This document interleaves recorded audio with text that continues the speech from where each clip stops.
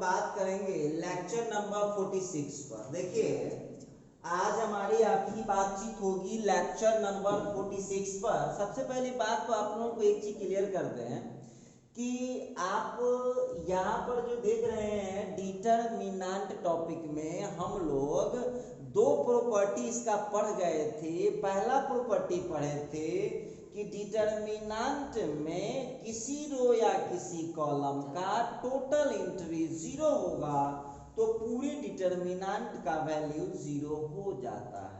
बात हो गई थी यहाँ तक। दूसरा बातचीत किया था कि डिटरमिनेंट में कोई दो रो या दो कॉलम आपस में इक्वल हो या आइडेंटिकल मतलब प्रोपोर्शनल हो तो डिटरमिनेंट का वैल्यू 0 होता है। सुनिए एक मिनट ध्यान दिए होइएगा, हम लोग इतना तक कहानी कर चुके हैं, ठीक है? इतना तक तो क्लियर है आपका। चलिए अब थोड़ा सा मामला को आगे बढ़ाते हैं। प्रॉपर्टी नंबर 3 में आते हैं। प्रॉपर्टी नंबर 3 क्या कहता है? थर्ड प्रॉपर्टी लिखिएगा। लिखता है when A is a square matrix, when A is a square matrix, then when A is a square matrix, then determinant of when A is a square matrix, then determinant of A is equal to determinant of A का transpose. अब यहाँ पर एक चीज ध्यान देना पड़ता है कि कोई स्क्वायर मैट्रिक्स में जितना डिटरमिनेंट उस मैट्रिक्स का होता है उतना ही डिटरमिनेंट उसके ट्रांसपोज का भी होता है। जितना डिटरमिनेंट उस मैट्रिक्स का होता है उतना ही डिटरमिनेंट उसके ट्रांसपोज का भी होता है। चलिए तो ये तमाम बातें हम लोगों के बीच चल रहा है, खुशी की बात है। स्क्वायर मैट्रिक्स है तो ऐसा होता है, इसको हम लोग ऐसे भी समझ सकते हैं। देखिएगा तो आप लोगों को यहाँ पर समझना होगा कि जब R1 को चेंज करेंगे C1 में, R2 को चेंज करेंगे C2 में और R3 को चेंज करेंगे C3 में, तो लिखता है देन मतलब डेल्टा का जो वैल्यू होता है वो कभी नहीं चेंज होता है। मतलब आप समझ गए होइएगा कि किसी मैट्रिक्स में ट्रांसपोज करने से तो आप लोगों को ध्यान देना होगा कि किसी स्क्वायर मैट्रिक्स का डिटरमिनेंट वैल्यू उसके ट्रांसपोज के डिटरमिनेंट के बराबर होता है। आइए जरा हम बात करेंगे इस मुद्दे पर आपसे, क्योंकि बात जब तक करूंगा नहीं तब तक काम हो नहीं सकता, ठीक है? बहुत विद्यार्थी कहा कि सर एक दो एग्जाम्पल से बताइए, तो चलिए आप लोगों से पूछते हैं। आप लोगों को यहाँ पर पूछेगा, देखिएगा ध्यान दीजिएगा, determinant of 1 2 3 4 is equal to होगा डिटरमिनेंट ऑफ कॉलम में 1 2 3 4। अब आप लोगों को यदि मेरे बात पर शक है, सुन लीजिए, आपको मेरे बात पर शक है तो आप दोनों तरफ का डिटरमिनेंट निकाल के चेक करिए कितना कितना आता है। देखिए हम क्या किए हैं, देखिए ये 1 2 फर्स्ट रो में था, कहाँ पहुंचा है? फर्स्ट कॉलम में। 3 4 सेकंड रो में था, कहाँ पहुंचा है? सेकंड कॉलम में। तो हम देख रहा हूं कि फर्स्ट रो में जो था वो पहुंच चुका है फर्स्ट कॉलम में, जो सेकंड रो में था वो पहुंच चुका है सेकंड कॉलम में।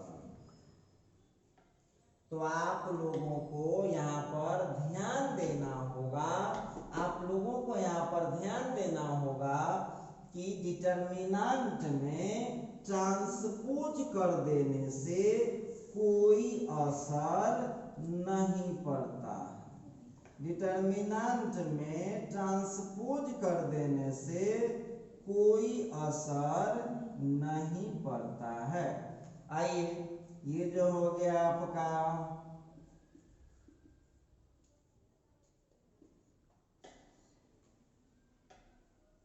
ये देखिए आप, डिटर्मिनेंट में ट्रांसपोज हम कर दें तो आंसर पर कोई असर नहीं पड़ता। अच्छा ठीक है, और भी कुछ बातें हम कर सकते हैं। मान लीजिए आप कि ए कोई स्क्वायर मैट्रिक्स है ABCD, ठीक है। अच्छा, तो आप लोग इसको निकाल के जरा देख लीजिए, आपके हाथ में है, घबराने की क्या बात है। अब यहाँ पर डिटर्मिनेंट ऑफ ए निकालिए। चलिए देखते हैं, डिटर्मिनेंट ऑफ ABCD, इसको फाइनल कीजिएगा तो कितना आ जाएगा, AD माइनस B। अच्छा एक बात बताइए, मैट्रिक्स आपका खत्म हो चुका है, अभी अलजेब्रे कंप्लीट होने वाला है, लास्ट चैप्टर चल रहा है, तो क्या आप लोगों को ट्रांसपोज भी निकालने अभी तक आया है या नहीं आया है, तो आप ही बता सकते हैं। तो ट्रांसपोज आपको निकालने आ रहे होंगे। अच्छा तो ठीक है, तो आप लोग क्या कीजिए, ए का ट्रांसपोज कर लीजिए। तो ये जो AB फर्स्ट रो में है, फर्स्ट कॉलम में चला जाएगा, और CD जो सेकंड रो है, सेकंड कॉलम में चल जाएगा। अब यहाँ पर निकाल लीजिए ट्रांसपोज ऑफ ए का डिटर्मिनेंट, तो ACBD। अब जरा इसको निकाल के चेक कीजिए, अब जरा इसको निकाल करके चेक कीजिए, देखिए क्या होता है। तो आप लोग तो खुद समझदार हैं, क्या है, खुद समझदार है। सुन लीजिए, यहाँ दो एग्जाम्पल लिखे हैं, इस दोनों को घर पर तोड़िएगा, सेम आंसर नहीं आएगा तो कमेंट जरूर कीजिएगा कि सर गड़बड़। दो डिटर्मिनेंट छोड़े ना, वैल्यू निकालिएगा और दोनों सेम सेम नहीं आया तो आप कमेंट कीजिएगा, नहीं तो व्हाट्सएप करके पूछिएगा कि सर जी सब मामला में कुछ गड़बड़ी चल रहा है। हम बात करेंगे, बिल्कुल बात करेंगे। तो आप लोगों का एक कॉन्सेप्ट आ गया। इस तीसरे प्रॉपर्टी को कैसे याद रखिएगा, डिटर्मिनेंट में ट्रांसपोज करने से कोनो असर नहीं पड़ता है। क्या याद रखना है, डिटर्मिनेंट में ट्रांसपोज करने से कोई असर नहीं पड़ता है। चलिए अच्छी बात है। तो अब लिखेंगे नेक्स्ट प्रॉपर्टी नंबर 4 पर हम आते हैं, देखते हैं कैसे कैसे मामला है। तो चौथा प्रॉपर्टी लिखिए, प्रॉपर्टी नंबर 4। फोर्थ प्रॉपर्टी क्या कहता है, जरा हम लोगों को यहाँ पर ध्यान देना होगा। प्रॉपर्टी नंबर 4 पर हम लोग यहाँ पर बात करने जा रहा हूँ। क्या करने जा रहा हूँ, बात करने जा रहा हूँ। लिखता है when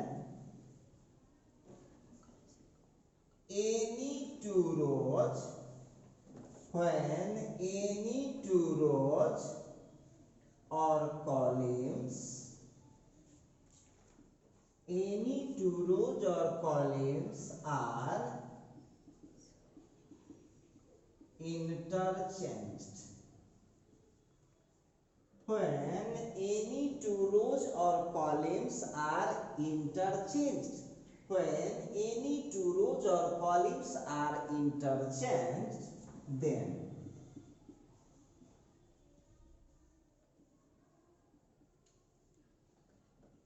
the value of the determinant, then the value of the determinant is same. Then the value of the determinant is same, but opposite. Determinant is same but opposite in sign. अब बहुत विद्यार्थी कहा कि sir जी ये तो बड़ी लंबा चौड़ा लिखा दिए। चलिए सबसे पहले तो इसमें आप हार्ड वर्ड पता कीजिए, कौन कौन इनमें हार्ड वर्ड है। आपको इंग्लिश सिखाने के लिए ऐसा कर रहे हैं, देखिए ध्यान दीजिएगा। तो एक हार्ड वर्ड हो गया इंटरचेंज, ठीक है, रो कॉलम सब जान रहे हैं। इसके बाद एक दूसरा हार्ड वर्ड हो गया अपोजिट, और तीसरा हार्ड वर्ड हो गया साइन। क्लियर है? अच्छा आइए क्या लिखता है, लिखा व्हेन जब एनी टू रोज कोई दो रो या कॉलम आर इंटरचेंज। सुन लीजिए, चेंज और इंटरचेंज में अंतर है, बहुत अंतर है। तो चेंज के क्या मतलब, चेंज का मतलब है सीधे बदल गया, इंटरचेंज का मतलब क्या होता है, मैं आ रहा हूं तेरे पोजीशन पर और तुम आ रहे हो मेरे पोजीशन पर, ये होता है इंटरचेंज। अब इसको आप लोग चूंकि ज्यादातर लोग गांव देहात से जुड़े हुए हैं, तो आप ऐसे समझिए कि आपकी जगह पर वो बैठेगा और उसके जगह पर आप बैठेंगे, इसका मतलब होता है इंटरचेंज। चेंज का क्या मतलब है, उसको वहां से बेलगा दीजिए, जहां मन है तहां जाएगा, तो ये हो गया, उसको वहां से भगा दीजिएगा, तो ये हो गया कौन चीज, चेंज। इंटरचेंज का मतलब हो गया कि उसके जगह पर आप जा रहे हैं तो आपकी जगह पर वो आ रहा है, ये हुआ इंटरचेंज। समझ में आ गया होगा? तो क्या लिखता है जरा डेफिनेशन में आइएगा, व्हेन जब एनी टू रोज कोई दो रो और कॉलम या कॉलम आर इंटरचेंज्ड, इंटरचेंज का मतलब आपस में बदल जाता है, देन तब the value of the determinant, तो डिटर्मिनेंट का वैल्यू इज सेम, इक्वल होता है। ध्यान दीजिएगा, व्हेन एनी टू रोज और कॉलम्स, कोई दो रो या कॉलम आर इंटरचेंज, आपस में बदलते हैं। ध्यान दीजिएगा, ये 3 और 4 में थोड़ा सा अंतर है। तीसरा प्रॉपर्टी क्या कह रहा था कि जब हम ट्रांसपोज कर दे, पहला रो को पहला कॉलम में, दूसरा रो को दूसरा कॉलम में, तीसरा रो को तीसरा कॉलम में, तो डिटर्मिनेंट के आंसर पर कोई असर नहीं पड़ता। ये प्रॉपर्टी नंबर 3 था। प्रॉपर्टी नंबर 4 कहता है कि कोई दो रो या दो कॉलम आपस में सीट चेंज करता है, रो चेंज करेगा रो में, कॉलम चेंज करेगा कॉलम में, तो आंसर पर असर नहीं पड़ेगा, लेकिन साइन अपोजिट हो जाता है। देख लीजिए कौन सी लिखा है यहाँ पर, व्हेन जब एनी टू रो, कोई दो रो या कॉलम आर इंटरचेंज, आपस में बदलते हैं, देन तब the value of the determinant, तो डिटर्मिनेंट का वैल्यू इज सेम, इक्वल रहता है, बट लेकिन अपोजिट इन साइन, लेकिन चिन्ह उसका उल्टा हो जाता है। लिखता है व्हेन जब एनी टू रो, कोई दो रो या कॉलम आर इंटरचेंज, आपस में बदलते हैं, देन तब the value of the determinant, determinant का वैल्यू इज सेम, सेम रहता है, बट अपोजिट इन साइन, तो अपोजिट माने उल्टा। यदि पहले से डिटर्मिनेंट का वैल्यू प्लस में था तो अब माइनस में हो जाएगा, माइनस में था तो प्लस में हो जाएगा। आइए, अब कोई विद्यार्थी कहा कि सर जी थोड़ा सा हमको दिखाइए, तो हम देखना चाहते हैं, हम बिल्कुल दिखाएंगे, हम बिल्कुल दिखाएंगे। अच्छा आइए, अब आप लोगों के सामने पेश कर रहा हूं, ध्यान दीजिएगा। पहला एग्जाम्पल लिया, डेल्टा इज इक्वल टू 1 2 3 4। सब लोग इसका आंसर बताइए, कितना लीजिएगा? आंसर बताइए, डिटर्मिनेंट तोड़ने आता है, कितना आंसर आएगा इसका? 1 into 4 और -6, आंसर कितना आ गया? -2। ठीक है, इसको यहाँ गुना करके -2 करके। अच्छा ठीक है, अब हम क्या करने वाले हैं, देखिएगा, गौर कीजिएगा। अब हम R1 R2 को ट्रांसफर करते हैं, R1 R2 को ट्रांसफर करते हैं। देख लीजिएगा आप लोग, तो R1 R2 को जब ट्रांसफर करते हैं, इसका मतलब समझ रहे हैं आप? अब देखिए सामने अब समझ में आएगा दोनों में अंतर क्या है। देखिए इधर, यहाँ क्या हो रहा था, रो जाता है कॉलम में, कॉलम जाता है रो में, रो जाता है कॉलम में, कॉलम जाता है रो में, तो सीट चेंज नहीं, तो सॉरी, तो वैल्यू नहीं बदलेगा। लेकिन यहाँ पर जो है लिखता है कि जब रो रो में बदलेगा, कॉलम कॉलम में बदलेगा, तो वैल्यू तो ना बदलेगा, लेकिन चिन्ह बदल जाता है। समझ गया होगा? चलिए अब जरा R1 के जगह पर ले जाइए R2 को और R2 के जगह ले जाइए R1 को। अब इसका आंसर निकालिए। अब जरा इसका आंसर निकाल के बताइए, आप सब लोग बताइएगा कितना आंसर आएगा। अब इसका आंसर आपको सीधे +2 हो जाएगा। देखिए आंसर तो 2 ही है, देखिए आंसर तो 2 ही है, लेकिन ये माइनस में था, कौन सी में आ गया प्लस। अच्छा ठीक है, और भी आपको यदि हमारे ऊपर भरोसा नहीं है तो आइए अब आप क्या कीजिए, कॉलम 1 को कॉलम 2 पर लाइए।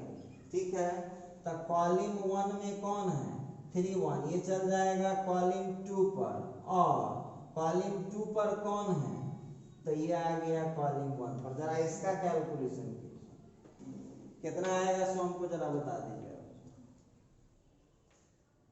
आप क्या देख रहे हैं, आप लोग साइंस पढ़ने वाला बच्चा है, बोल देखिए क्या देख रहे हैं आप लोग, तो आंसर में कोई परिवर्तन ना होता है, 2a था, बस खाली चिन्ह बदल जा रहा है। समझ गए होइएगा, आंसर में कोई परिवर्तन नहीं होता है, लेकिन वैल्यू उसका नहीं बदलता है, लेकिन उसका चिन्ह उलट जाता है, प्लस के माइनस, माइनस के प्लस। चलिए खुशी की बात है, ये हम बात कर रहे थे। चलिए एक और एग्जांपल लेते हैं, आप लोगों को पकड़ना होगा। क्या करना होगा, पकड़ना होगा। अच्छा चलिए नेक्स्ट बातचीत करते हैं। डेल्टा इज इक्वल, अब ले लिया 1 1 1 ABCDEF।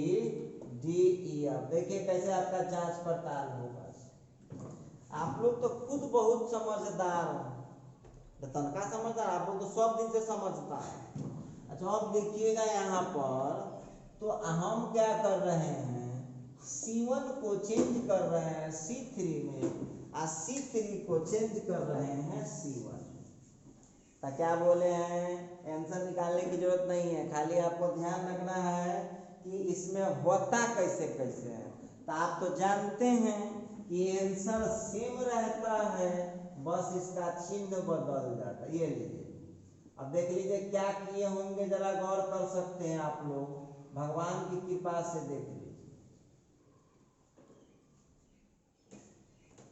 क्या हुआ, कुछ पर दिखाई पड़ा, मतलब कुछ किए नहीं है डिटरमिनेंट को, हम निकाले तो है नहीं, हम पीछे देख चुके हैं एग्जाम्पल कि आंसर में कोई असर नहीं पड़ता है, लेकिन साइन उसका बदल। अच्छा कोई विद्यार्थी कहे कि नहीं सर हम थोड़ा सा और मेहनत करना चाहते, बिल्कुल कर लीजिए। अब आपको यहाँ पर बोलेगा कि C1 जा रहा है C2 पर और C2 जा रहा है C1 पर, तो फिर माइनस से कहाँ बदल जाएंगे, माइनस से कहाँ बदल जाएंगे, तो माइनस से बदल जाएंगे प्लस। ये लीजिए C2 जा रहा है C1 पर और C1 जा रहा है C2 पर। चलिए भगवान की कृपा से सब बात हो रहा है, समझ गया होगा। तो इस तरह से आप काम कर सकते हैं। चलिए ठीक है, तो ये था आज का प्रॉपर्टी नंबर 4। ठीक, बढ़ते हैं प्रॉपर्टी नंबर 5 पर। घबराइएगा नहीं, सब बात आपसे होगी, क्योंकि बात का यहाँ पर नोट में लिख लीजिए, एक बार नोट में लिख लीजिएगा, नोट लिख लीजिए। लिखता है when R1 ट्रांसफर करता है R2 में या R3 में, एंड C1 ट्रांसफर करता है C2 में या C3 में। R1 ट्रांसफर करता है R2 में या R3 में, या C1 ट्रांसफर करता है C2 या C3 में, तो लिखता है देन। तो क्या हो जाएगा, तो आप लोगों को ध्यान देना होगा, डेल्टा कन्वर्ट कर जाता है माइनस डेल्टा में, या माइनस डेल्टा कन्वर्ट कर जाएगा प्लस डेल्टा में। तो देख लीजिए इंसान को इशारा काफी होता है, वो पूरा इंग्लिश ना समझ के खाली इतना समझ लेगा तो काम उतना ही होना है। जब रो चेंज होगा रो में, या कॉलिंग चेंज होगा कॉलिंग में, तो आंसर थोड़ी ना बदलेगा, बस इसका डेल्टा कौन सी में बदल गया, माइनस ऊपर तो लगा हुआ है एग्जाम्पल, डेल्टा बदल गया माइनस डेल्टा में, अब माइनस डेल्टा बदल गया है प्लस डेल्टा में। तो आप लोगों को याद रखना है कि ट्रांसपोज करेंगे तो असर नहीं पड़ेगा, प्रॉपर्टी नंबर 3 था। और फोर्थ प्रॉपर्टी कहता है कि रो चेंज होगा रो में और कॉलम चेंज होगा कॉलम में, तो आंसर पर तो असर नहीं पड़ेंगे लेकिन साइन बदल जाएंगे। उम्मीद करते हैं कि अब आपको किसी प्रकार का कोई कंफ्यूजन नहीं हुआ होगा। आइए अब हम बात करता है एग्जाम्पल नंबर 5 की। आज हम आपसे बात करने वाले हैं एग्जाम्पल नंबर 5 पर। क्या बोलता है एग्जाम्पल नंबर 5 में, लिखता है कि एनी कांस्टेंट, कांस्टेंट हो सकता है या वेरिएबल हो सकता है या फंक्शन हो सकता है। लिखता है if any constant or variable or function is common to any one row or column, any one row or column, then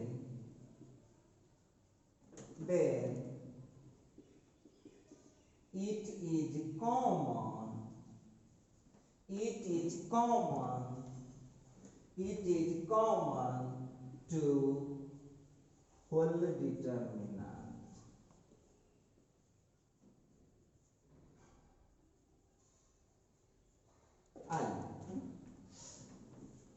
ये जो पांचवा अभी तक जो प्रॉपर्टी सब आप लोग पढ़ रहे हैं, ये बड़ी इंपॉर्टेंट प्रॉपर्टी सब, ये बड़ी इंपॉर्टेंट। तो चलिए थोड़ा सा हम लोग समझ लेते हैं। सबसे पहले का हार्ड वर्ड पता लगाते हैं और हम पता लगाते हैं, तो थोड़ा आप भी पता लगा लीजिए। तो ये कांस्टेंट हो गया, ये वेरिएबल हो गया, फंक्शन, ठीक है। कॉमन तो सब जानते होइएगा, यहाँ एक हार्ड वर्ड है होल।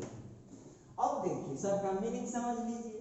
तो कांस्टेंट मतलब अचर, वेरिएबल मतलब चर, और फंक्शन मतलब जिसमें एक से ज्यादा टर्म आ जाता है। अब देखिएगा तो कहता है कि जब कोई कांस्टेंट या वेरिएबल या फंक्शन इज कॉमन होता है टू एनी वन रो और कॉलम, किसी रो या कॉलम के लिए, देन तब इट इज कॉमन, तो ये कॉमन होता है टू होल डिटर्मिनेंट, पूरे डिटर्मिनेंट। अब देखिए आप समझ लीजिए, इस पॉइंट को जरा बारीकी से समझिएगा। ये पॉइंट क्या कहता है, फिफ्थ प्रॉपर्टी। जैसे मैट्रिक्स हम बना रहे होते, मेरी बात को ध्यान से सुनिएगा, मैट्रिक्स बना रहे होते तो कॉमन हम तभी ले सकते थे जब सभी एंट्री के साथ कॉमन रहेगा, लेकिन डिटर्मिनेंट में ऐसा नहीं होता है। डिटर्मिनेंट में किसी एक रो या किसी एक कॉलम के सभी एंट्री के साथ कॉमन है तो वह पूरे डिटर्मिनेंट के लिए कॉमन हो जाता है। देखिए समझने का कोशिश कीजिएगा। इफ यदि एनी कांस्टेंट या वेरिएबल या फंक्शन इज कॉमन होता है टू एनी वन रो, किसी एक रो या कॉलम में, देन तब इट इज कॉमन, तो ये कॉमन होता है टू होल डिटर्मिनेंट, पूरे डिटर्मिनेंट के लिए। सुनते रहेगा मेरी बात को। लिखता है यदि कोई कांस्टेंट हो या वेरिएबल हो या फंक्शन हो जो कॉमन है किसी एक रो या किसी एक कॉलम के लिए, तो वह पूरे डिटर्मिनेंट के लिए कॉमन हो जाता है। तो देखिए हम बता रहे थे कि जो कॉमन होता है ना डिटर्मिनेंट में किसी एक रो या किसी एक कॉलम में, यदि कॉमन आ गया कोई, चाहे वो कांस्टेंट हो, चाहे वो वेरिएबल हो, और चाहे वो फंक्शन हो, तो वो पूरे डिटर्मिनेंट के लिए कॉमन हो जाता है। जैसे आइए, अब कोई विद्यार्थी कहा कि सर थोड़ा सा समझा दीजिएगा तो क्या हो जाएगा। सही बात है, कुछ नहीं हो जाएगा। चलिए अब थोड़ा एग्जाम्पल लेते हैं, एक डेल्टा लेते हैं, ध्यान देना। अब एक डेल्टा लिया हमने, अब आप इसको गौर कीजिएगा, ax bx cd, आप लोग आंसर निकाल के बताइए कितना आंसर आएगा। ax bx cd, तो अब हो गया a dx माइनस bcx। अब देखिएगा a dx माइनस bcx, इसको हम लोग अब देखिए ये तो ले लिए। अब जरा ध्यान से देखिए सब लोग, पहला कॉलम दिख रहा है। देखिए यदि ये मैट्रिक्स होता तो हम कॉमन नहीं ले सकते थे, क्योंकि इसके सभी एलिमेंट में कॉमन नहीं है। लेकिन ये डिटर्मिनेंट है, इसके पहला कॉलम में x कॉमन है, तो इसीलिए हम x कॉमन ले सकते। अब आप लोग इसका निकाल के चेक करिए कितना आता है। x गया बाहर, x गया बाहर, और इसका हो जाएगा AD माइनस BC। इसको गुना कर दीजिए तो कितना हो जाएगा, तो गुना कर दीजिएगा तो आंसर कितना हो जाएगा, ADX माइनस BCX। समझ में आ रहा होगा आपको। अच्छा, तो आप लोगों को एक बात का ध्यान रखना है कि डिटर्मिनेंट में किसी एक रो या किसी एक कॉलम में यदि कॉमन होगा तो वो पूरे डिटर्मिनेंट के लिए, देख लीजिए ध्यान से, सेकंड कॉलम में कॉमन नहीं ना था, इधर देखिए गौर से, सेकंड कॉलम में कॉमन नहीं था लेकिन फर्स्ट कॉलम में कॉमन था, तो देखिए पूरा डिटर्मिनेंट के लिए कॉमन निकाले, दोनों में सेम रिजल्ट आता है।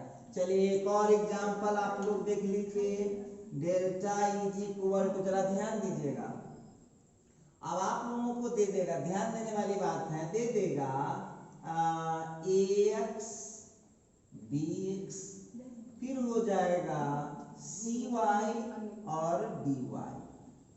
चलिए आप लोगों को हम एक बात कहना चाहते हैं कि आप जरा इसको निकाल करके टेस्ट कीजिए। क्या करना होता है, टेस्ट कीजिए। सुनिए, आप इसको निकाल करके टेस्ट कीजिए तो कितना हो जाएगा, हो जाएगा ADXY minus BCXY।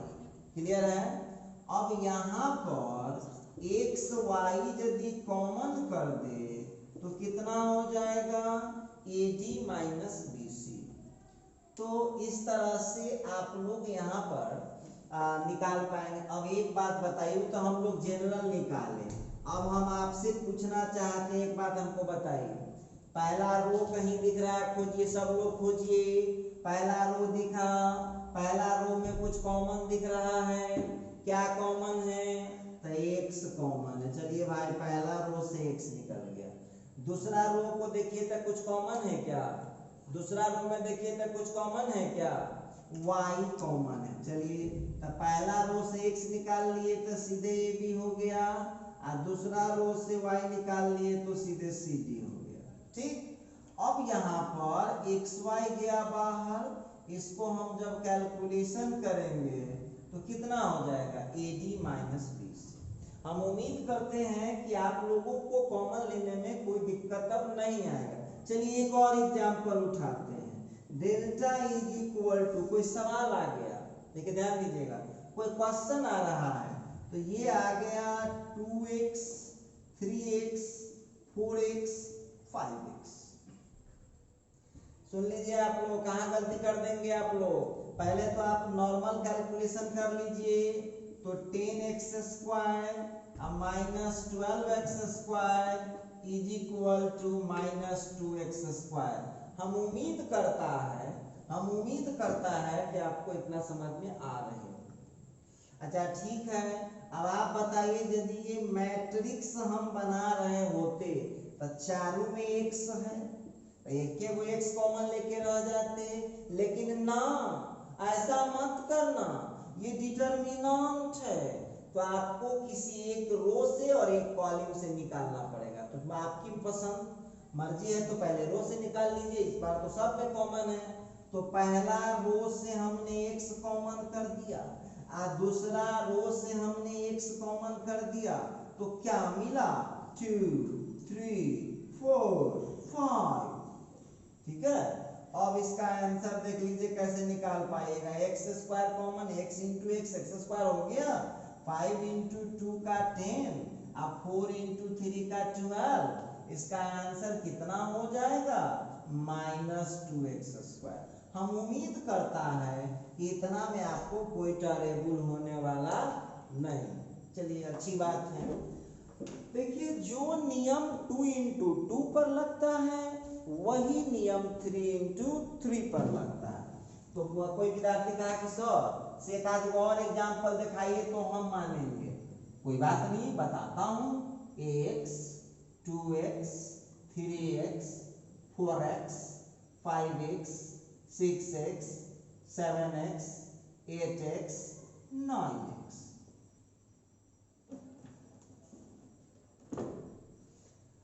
x 2x 3x 4x 5x 6x 7x 8x 9x।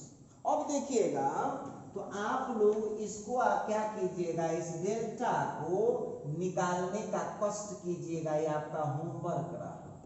निकालने सब लोगों को आता है, इससे आप आंसर निकाल लीजिएगा। ठीक है, हम अभी क्या सिखा रहे हैं, हम सिखा रहे हैं केवल कॉमन निकालना। तो चलिए एक बात बताइएगा, अल्सो। अब डेल्टा ध्यान से देखिए आप लोग, इस बार तो x रो में भी कॉमन है, कॉलम में भी कॉमन है। तो पहला कॉलम से x निकाल लीजिए। पहला कॉलम से x निकालिएगा तो यहाँ काम भी करते रहिएगा। देखिए पहला से x कॉमन निकाल लिए तो 1 हो गया, 4 हो गया, 7 हो गया। ठीक है, दूसरा रो से भी x कॉमन, दूसरा कॉलम में भी x कॉमन है, निकाल लीजिए। तो कितना हो गया, 2 हो गया, 5 हो गया, 8 हो गया। ठीक, तीसरा रो में, तीसरा कॉलम में देखिए तो कुछ कॉमन है क्या? तीसरा कॉलम में देखिए तो ध्यान से, तीसरा कॉलम में भी x कॉमन है, तो वहां से भी वो x खींच लीजिए। तो 3 हो गया, 6 हो गया, 9 हो गया। समझ में आ रहा होगा। देखिए पहला कॉलम में भी x कॉमन है, दूसरा कॉलम में भी x कॉमन है, तीसरा कॉलम में भी है। उसी तरह से आप ऐसे भी निकाल सकते हैं, पहला रो में भी कॉमन है, दूसरा रो में भी कॉमन है और तीसरा रो में भी कॉमन। ठीक है, तो कर सकते हैं आप। अब आप इसका भी आंसर आपको होमवर्क में दे रहे हैं। ठीक है, इसका आप लोगों को निकालना है। दोनों के आंसर यदि मिलेगा नहीं, धोखा होगा, यदि धोखा होगा तो हमसे बात जरूर कीजिएगा। व्हाट्सएप कर सकते हैं या यूट्यूब पर आप जो है कमेंट कर सकते हैं कि सर आप पढ़ाए हैं गड़बड़ है या कोई दिक्कत है। उम्मीद करता हूँ अब समझ में आ गया होगा। आइए चलिए एक और एग्जाम्पल आपके सामने पेश करने जा रहा हूँ, जरा इस एग्जाम्पल पर ध्यान दीजिएगा। अब आपको केवल कॉमन निकालना सिखाता हूँ। देखिए क्वेश्चन है x square x cube y square y cube z square z। एक बात हमको बताइएगा सब लोग, इनके अंग्रेजी पूछो करके चलाइएगा एग्जाम में। पहला कॉलम में कुछ कॉमन दिख रहा है क्या?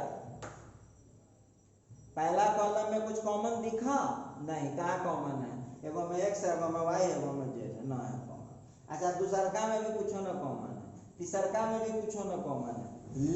लेकिन पहला रो में देख लीजिए x कॉमन है, चेक कर सकते हैं। पहला रो में क्या कॉमन है? तो पहला रो में x कॉमन, ठीक है। अब दूसरा रो में क्या कॉमन है? तो y कॉमन। अच्छा ठीक है, अब तीसरा रो में क्या कॉमन है? z common. तो पहला रो से x निकाल लीजिए, दूसरा रो से y निकाल लीजिए और तीसरा रो से z निकाल लीजिए। उम्मीद करता हूँ समझ में आ रहा होगा। देखिए समझ है, हाथों के इशारा को समझो। पहला रो से x कॉमन, दूसरा रो से y कॉमन और तीसरा रो से z कॉमन, ठीक है। तो यहाँ हो जाएगा 1 x खींच लिए तो x square 1 y square 1 z, ठीक है। इस तरह से आप इसको काम कुछ करते रहिए। समझ में आ रहे होंगे? समझ में क्या कर रहे होंगे? आ रहे होंगे। तोड़िएगा, तोड़ने की जरूरत नहीं है, बस हम कॉमन लेना सिखा रहे थे। तो उम्मीद करता हूं कि ये सभी बातें आप लोगों को वेरी वेरी गुड तरीके से समझ में आ रहा। चलिए, तो हम ये सिखा रहे थे आपको कॉमन लेना, ठीक है। आइए अब लेते हैं, ये था प्रॉपर्टी नंबर कितना 5, यह प्रॉपर्टी नंबर 5 पर बात कर रहे थे। अब आते हैं प्रॉपर्टी नंबर 6। लिखता है इफ एनी वन रो और calling, if any one row or column, if any one row or column, if any one row or column is as the sum of, if any one row or column is as the sum of two integers, as the sum of two integers, then whole determinant, क्या बोला हूं? whole, then whole determinant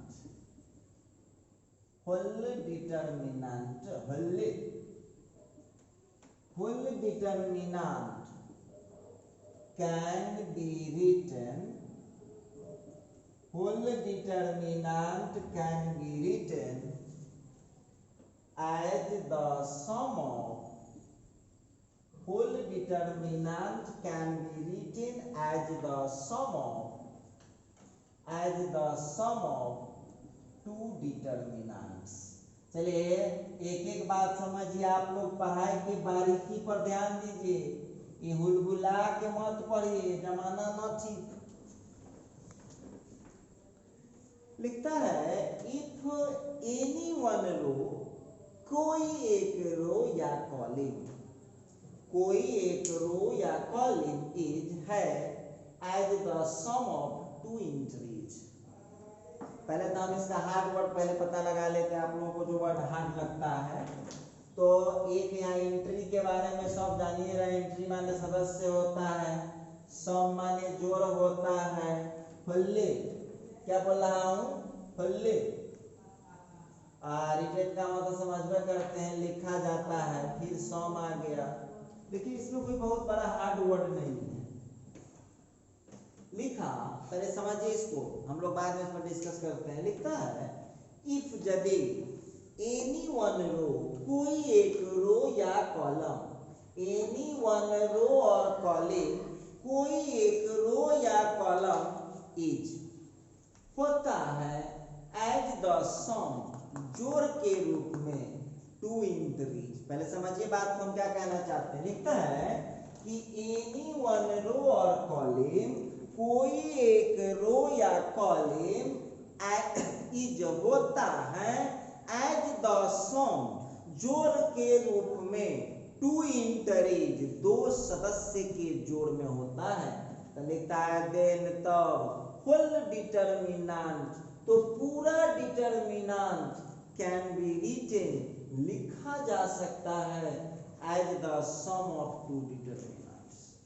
तो आप लोग इसको कैसे याद रखेंगे? बोलिए कैसे याद रखेंगे?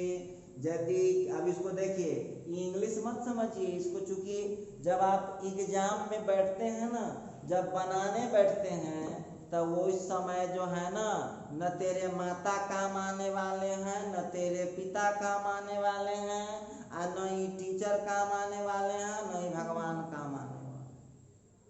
उस समय केवल ये काम आता है, ये दुइया वो काम आता है, ई आई दुइया को काम आता है, ये दो का ही दो जगह काम है। तो इसमें फिट करो भाई, डिटर्मिनेंट का कोई एक रो या कॉलम दो एंट्री के जोड़ में होगा तो पूरा डिटर्मिनेंट दो गो डिटर्मिनेंट के जोड़ में लिख सकते हैं। चलिए एक बार फिर इंग्लिश समझ लो, आप लोग इंग्लिश से भागते रहते हैं। इफ यदि एनी वन रो कोई एक रो या कॉलम इज होता है एज द सम, तो एज माने के रूप में और सम माने जोड़, लिखता है एज द सम जोड़ के रूप में होता है, टू इंटरीज दो सदस्य के जोड़ में होता है, देन तो हल हल हल माने पूरा, हल माने पूरा, डिटर्मिनेंट कैन बी रिटन लिखा जा सकता है as the sum of two determinants दो डिटर्मिनेंट के जोड़ में। अब देखिए यहाँ समझना होगा, यदि कोई किसी डिटर्मिनेंट का कोई रो या कोई कॉलम दो सदस्य के जोड़ में लिखा हुआ है तो डिटर्मिनेंट भी दुगो के जोड़ में। अब बहुत विद्यार्थी कह रहा है सर जी एक गो बात आप बार बार समझाते हैं, से कुछ एग्जाम्पल भी दीजिए ना, हम दे रहे हैं। अच्छा आइए, अब कोई विद्यार्थी कहेगा कि सर हम आपकी बात को क्यों सही माने? बिल्कुल मत मानिए, बिल्कुल मत मानिए, कौन कहता है बात मानने के लिए? अच्छा चलिए अब आपको हम यहाँ पर दिखाते हैं, ध्यान दीजिएगा सब लोग। ये डिटर्मिनेंट है a plus x b plus x और c d। बच्चे नहीं हैं, जरा इसका आंसर निकाल के टेस्ट करो। इसका आंसर निकाल के टेस्ट करेंगे तो d into A plus X minus c into B plus X. Clear है? अब हो गया A B plus B X minus B C minus C X. अब यहाँ पर हम लोग बात करने वाले हैं, जरा गौर कीजिएगा, तो आप लोगों का आंसर आ चुका है A D minus B C plus D X minus C X. चलिए तो आंसर आ गया, इधर डायरेक्ट निकाले हैं, कोई प्रॉपर्टी नहीं लगाए हैं। अब एक मिनट आप थोड़ा वेट कीजिएगा, बस एक मिनट वेट कीजिए, ध्यान दीजिएगा। अब आपका जो प्रॉपर्टी कहता है उसके हिसाब से क्या कहता है, कोई रो या कोई कॉलम, समझिएगा, कोई रो या कोई कॉलम दुगो के जोड़ में लिखा हुआ है तब पूरा डिटर्मिनेंट दुगो के जोड़ में टूट जाएगा। अब एक बात हमको बताइएगा, इसका जो पहला कॉलम दिख रहा है, ध्यान से देखना, पहला कॉलम दुगो के जोड़ में दिखाई पड़ रहा है आपको, a प्लस एक्स और b प्लस एक्स। ध्यान से देखिएगा, a प्लस एक्स और b प्लस एक्स। ठीक, तो देखिए डिटर्मिनेंट कैसे लिख पाएंगे, देखिएगा तो ये डिटर्मिनेंट अब दुगो में कन्वर्ट कर जाएगा। गौर कीजिएगा, देखिए तब दुगो में लिखने का तरीका क्या है, लिखने का तरीका पहले समझिए। डिटर्मिनेंट तो एक ही था, डिटर्मिनेंट जो था, चलिए पहले मैं सवाल ही कर लेता हूँ, एक स्टेप के बाद बढ़ाऊंगा। रुकिए, सवाल है मेरा a प्लस एक्स सी और फिर b प्लस एक्स और d, ठीक है। तो हम यहाँ पर एक चीज कहना चाह रहे थे, आंसर तो निकल चुका है वहां पर। अब आपको प्रॉपर्टी लगाना है, क्या देख रहे हैं, पहला कॉलम दुगो के जोड़ में लिखा हुआ है, तो अब ये पूरा डिटर्मिनेंट दुगो के जोड़ में टूट जाएगा। देख लीजिए, ये डिटर्मिनेंट दुगो के जोड़ में टूट जाएगा। तो कैसे टूटेगा पहले समझ लो, लिखने का तरीका। जो सिंगल वाला होगा ना, सिंगल वाला, वो एहू में खेलेगा ओहू में खेलेगा, याद रखिएगा। जो सिंगल वाला होगा ये दुदेशिया है, क्रिकेट आप लोग खेलते होइएगा, 11-11 गो खिलाड़ी का जरूरत होता है, 11-11 गो खिलाड़ी का जरूरत आपको होता है, ठीक। 11 खिलाड़ी जो होता है, ध्यान दीजिएगा मेरी बात पर, 11 खिलाड़ी जो होता है, मान लीजिए कि किसी दिन उसमें से कैसे हुआ, एगो खिलाड़ी का तबीयत खराब, तो क्या करता है 10-10 गो बांट लिया, तभी इसको हो गया। एगो बच जाता है जिसको बोलते हैं दुधसिया, देहात में उसको मुदुसा भी बोलते हैं। देखिए तो उसको बोलते हैं दुधसिया। हाँ, तो दुधसिया जो होता है ना, उसका काम क्या होता है सुन लीजिए। तो दुधसिया को कहा जाता है, दुधसिया को कहा जाता है कि एहू में खेलेगा ओहू में खेलेगा, मतलब एगो टीम में खेलेगा और उस टीम में भी खेलेगा। तो देखिए ध्यान दीजिएगा, यहाँ भी वही है, जो सिंगल है ना, जो सिंगल वाला है वो दोनों में खेल देगा। लीजिए एहू में खेलेगा और ओहू में खेलेगा, हो गया। अच्छा डबल वाला को देखिए, तो डबल वाला में जो पहला है ना, यहाँ देखिए ध्यान दीजिएगा, डबल वाला में जो पहला है वो पहला पर बैठेगा और जो दूसरा है वो दूसरा में बैठेगा। यहाँ सीखने का कोशिश कीजिएगा, ध्यान दीजिए। अब जो है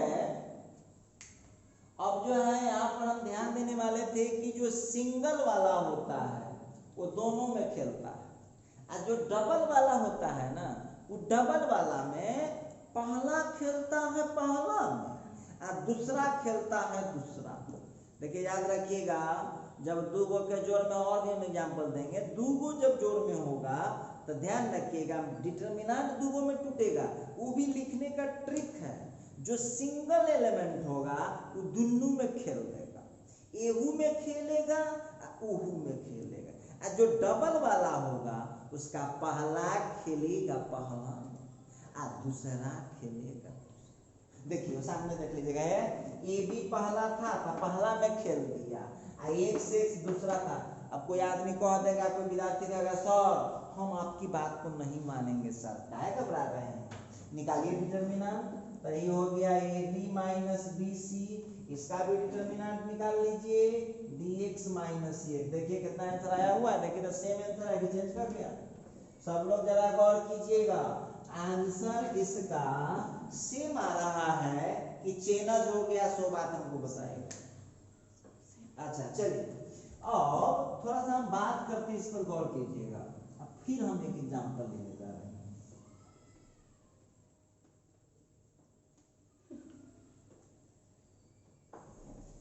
अच्छा एक और एग्जांपल ध्यान दीजिएगा सब लोग, है आप लोग बहुत समझदार हो।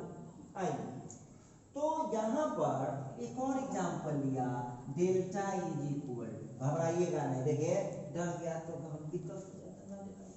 अब यहाँ एक्स वाई लिखा और फिर लिखा a माइनस वन और b माइनस वन। पहले तो जो कलाकार विद्यार्थी होगा कथी कहेगा, सुनिए जो कलाकार विद्यार्थी होगा कथी कहेगा कि सर जी आप प्लस कहे थे इसमें माइनस दिया है, जा रे बेवकूफ, तुमको बेवकूफ न बनाना। देखिए पहले इसका डिटर्मिनेंट निकालिए। चलिए x into B minus one और minus a minus one into Y. चलिए इसका कैलकुलेशन कर लीजिए, तो bx माइनस x हो गया और minus ay minus minus plus. चलिए आंसर हो गया bx minus ay, bx minus ay या प्लस y माइनस। आंसर आप किसी तरह से लिखिए, क्या फर्क पड़ता है, आंसर उतना आना चाहिए, ठीक है, चिंता की कोनो बात नहीं। अब चलिए अब आपको हम प्रॉपर्टी में खींच के दिखाते हैं, सेम आता है कि नहीं। डेल्टा जो है एक्स वाई है, a माइनस वन और b minus one, a minus one. अच्छा ठीक है, तो पहले भाई देख लो कोई एलिमेंट ऐसा है, कोई एलिमेंट ऐसा है कि जो दो गो में उपलब्ध है, तो हाँ है ना, है। तो जरा हम देखते हैं, यहाँ पर एक्स वाई है, ठीक है, यहाँ ए बी। अब बहुत देखिए चौंधमा कथी कहेगा, बहुत चौंधमा विद्यार्थी कि सर जी आप प्लस कहे थे माइनस हो गया, लीजिए आ गया ना प्लस, लीजिए प्लस आ गया। तो सीधे 12th की डिग्री सरकार से मांगते हैं, फ्री है कि कुछ दिमाग खर्चा कीजिएगा। आइए अब यहाँ पर ये दो गो में टूट जाएगा, लीजिए ये दो गो में छुप गया, लीजिए थोड़ा खींचिए। अभी क्या ट्रिक सिखाया उस सवाल में, जो सिंगल वाला होगा वो दोनों में खेलेगा। खोजो में सिंगल वाला कौन है, तो एक्स वाई सिंगल वाला है, तो एक दोनों में खेलवा लीजिए। देखिए देखिए क्या खेलता है दोनों में, देख लीजिए। अब डबल वाला खोजो तो डबल वाला दिखाई दिया कहीं पर, ये डबल वाला है, तो क्या बोले हैं, पहला खेलेगा पहला में और दूसरा खेलेगा, लीजिए -1 के लिए लीजिए। अब तोड़ लीजिए। कोई आदमी कहा कि ना भाई हम तेरी बात को नहीं मानूंगा, अरे मत मान तू मेरी बात, इसको तो ये हो गया bx minus ay plus -x minus plus y। अब आप इसका आंसर देख लीजिएगा, bx minus ay plus y minus a। जरा मिलाकर ले उतने होगा रे। चलिए अब इतना जब सीख गए तो अब डायरेक्ट हम लोग लिखेंगे। आप लोग अपना टेस्ट घर पर करते रहिएगा, जरूर कुछ ना कुछ मेरे ऊपर भरोसा बढ़ा। अच्छा चलिए अब थोड़ा सा देखते हैं और देखते हैं।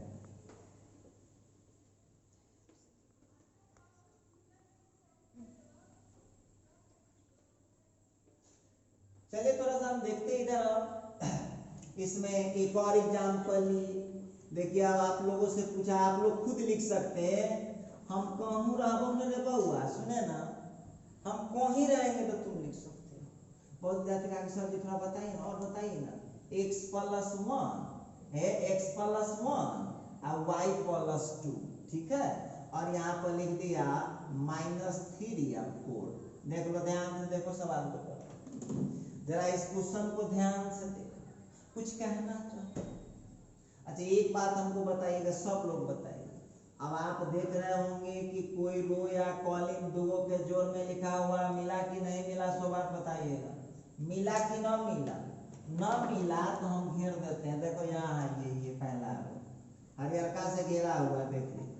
तो हम अभी अभी क्या बोले हैं, हम अभी अभी क्या बोले हैं, जो अकेला होता है ना, जो अकेला होता है वो दोनों में खेलेगा। तो उसको हमारा भाषा में याद रखिएगा, जो अकेला होता है वो दोनों में खेलेगा। मतलब क्या, एहू में खेलेगा और ओहू में खेलेगा। तो ये अकेला कौन है, -3 4। चलिए भाई इसमें भी खेल दिया और इसमें भी खेल दिया, क्लियर है। अच्छा अब डबल देखिए तो कोई डबल है, हाँ है ना, x प्लस 1 और y प्लस 2। तो डबल वाले का क्या बोले हैं, पहला खेलेगा पहला में और दूसरा खेलेगा। तो इसका एक पहला x, इसका पहला y, लीजिए xy हो गया, इसका दूसरा 1 है, इसका दूसरा। कोई आदमी बोल दे कि गलत है तो आप लोग उसको टेस्ट कर लीजिएगा अपने से। अब आपको टेस्ट करना होगा, क्या करना होगा, टेस्ट करना होगा।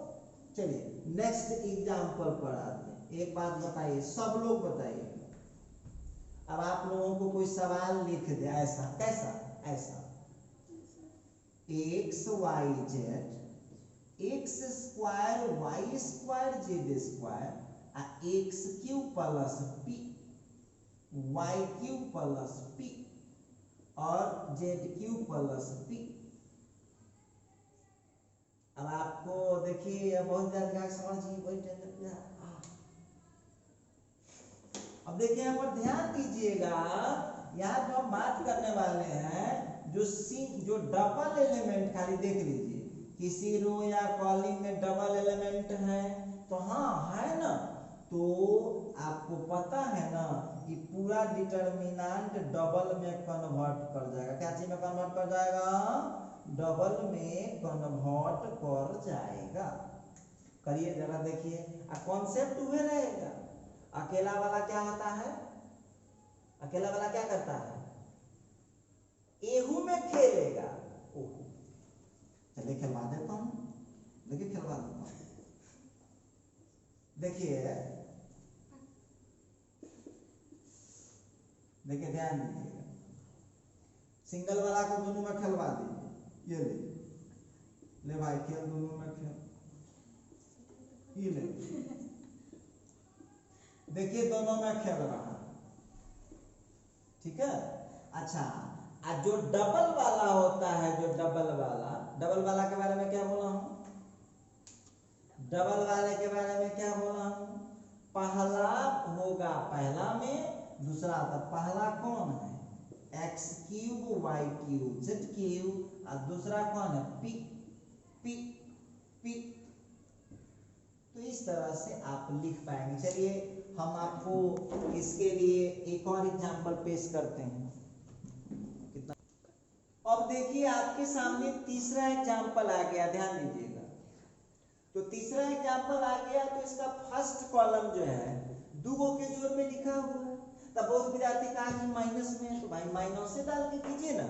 दो के जोड़ में लिखा, जो सिंगल वाला है वो दोनों में खेल दिया, और जो डबल वाला है पहला खेलेगा पहला में और दूसरा खेलेगा दूसरा। तो उम्मीद करते हैं कि यहाँ तक आपको देखिए, अब कल बहुत इसका इंपॉर्टेंट क्लास है, इस पर हम एग्जाम्पल बताएंगे क्वेश्चन कैसे बनता है।